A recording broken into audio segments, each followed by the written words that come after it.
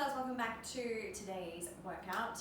Part 1, again, we are going something more core focused before moving on to the back of the legs and then the front of the legs. Make sure you've done your warm up first, of course, and any physio recommended stretches and mobility drills. Focusing on the core, for this we're going to need something that's slightly elevated. I'm going to use the couch because for me it's a great height. For you, if you have like a Reebok step that they use in those old school step classes, that's also going to do the trick. But the higher the elevated surface, the more challenging it's going to be. So pick your battles wisely. We're doing a declined plank, which essentially means your feet will be elevated, and so therefore more of the upper body is going to be coming into play. We want feet on the sofa. I'm going to show you step 1. Keeping the shoulders over the wrists, body in a nice straight line, core on course.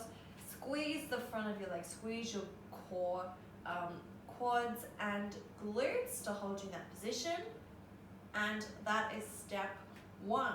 If you want more of a challenge, which some of you do, you're going to lift your leg, hold it for a second, and then back down.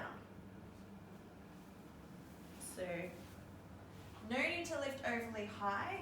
This is not better. Just squeezing from the glute, pulling the leg an inch or 2 off the surface will be sufficient. Step 3, if you really want to challenge, you can tap the opposite shoulder. Try and keep your hips still. This is quite a challenge at this height. So as you can see, the higher your feet are, the harder it's going to be. Careful when you get down. Make sure your hands are not going to slide on that surface, okay? So, first step is just holding that position. Now how long to hold for depends on how high your feet are elevated. A good start is around 30 to 40 seconds. If you want to add the leg lifts, I'd be looking to start with about 8 to 12 each side. And if you want a real challenge, then you're going to be looking at the shoulder tabs. I like my feet just a little bit wider on the shoulder tabs to help keep the hips still and steady. And again, you're looking for about 8 to 12 each side before going on to the next exercise, okay? For the next exercise, you really do want something about this height. So irrespective of what you use for the first exercise, the decline plank, you want something probably a little bit higher to do the next exercise, which is going to be glute bridges. So even for me, this is maybe a touch low, but it will do the trick. We are going to use the elbows to help get you in position first. And we want, think about the band of the sports bra. We want contact with that part of the body on the, well, in this case, the sofa, okay? So that's how far up we are. Once your upper body is in place, get rid of your elbows, you don't need them, okay? Now we worry about the feet. And we want the feet to be nice and straight and about hip width apart. If your feet are sliding, now's a good chance to take the socks off, okay? Now watch your starting position. We want to make sure we're not extending through the lower back. So again, shortening that distance between the ribs and the hips. And from here, we squeeze the back of the legs to come up nice and straight and then back down. The chest does come forwards with the hips as well. So from the head to the tailbone moves as one piece, and we pivot from the hips, okay? You can see my back is not arching hopefully too much, so that redirects the emphasis in the back of the legs rather than pushing from the back. This should not be felt in the lower back, certainly not excessively. Maybe a touch towards the end as you get tired, but that's it. So really feeling the hamstrings and glutes. And this is a nice little bend. Keep the knees still. Watch that they're not traveling in and out. No lateral movement, yeah? Keep the knees along with the hips. Like so. So this is step 1. If you have a band, we named this band Bethany, didn't we? Bethany the band can be used. And we loop the foot through the band. Now you're going to have to take quite a bit of slack out of the band to, oh, my mistake, to get it over the hips, okay? So it travels on the outside over the hips, and then we loop it through the other foot, okay? So similar to the hip lifts we did the other day, similar setup. And then don't move your feet out too far because the band will fling forwards. Get yourself in position. Readjust the band. Pull it up a little bit higher if you need to, which I do. And then from here, it's the same movement, okay? You now have the resistance of the band to make it a little bit tougher.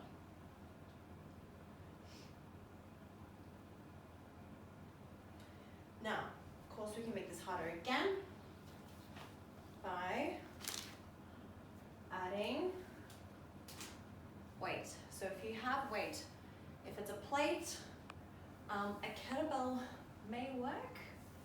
You may have to be a little creative with a kettlebell. Certainly a dumbbell is going to work. You're going to have that sit horizontally. And I like to roll the dumbbell up just a little bit so that you can get that nice crease at the hip. So remember your tubes of toothpaste. Squeezing toothpaste out of the tubes.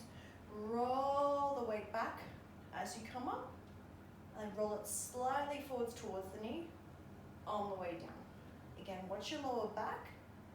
We shouldn't be arching excessively through there. Nice little burn. Okay, now of course, if you wanted to do the band with the dumbbell, that's totally doable. And if you wanted to make this harder again, you can add the 1.5 rep method. So where you increase the time under tension, making each rep take a little bit longer by going 1 full rep, like normal, half rep, full repetition. Halfway, all the way, okay? So of course, there's always ways to make things harder.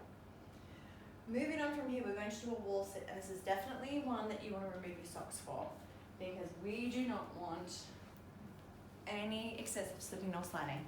We're going to find a flat surface, which means going to be the covered door. Strong core, back flat against that surface, and we want to come down until the knee has about a 90-degree bend at it, with our back pressed into that surface, shoulders pulled back. And that's it. For some people, this is going to be a great challenge. We're going to hold that for, I'm going to say 40 to 60 seconds. You're going to start to feel a nice burn through the front of the legs as they get tight. Watch that we don't create a big space in here. So shortening that distance roots to the hips. Glutes on. Now also watch the heels. The heels like to lift. As we get tired, we do not want that.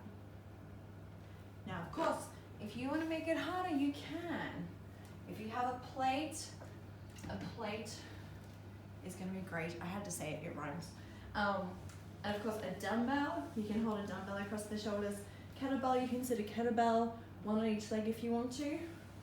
But this is just going to add some resistance. So you would just let it rest on the legs itself, or you can hold it across the body if you needed to make it a little bit more challenging. If you want a big challenge, try lifting a leg up and down. You'll want to bring the other leg in more towards the middle of the body if you're going to do that. Toes pulled back, knee about 90 degrees, moving from the hip, back stays flat. And of course you can do that without weight as well, so if you want to do that without weight, like so, and this leg will work really hard to keep you there.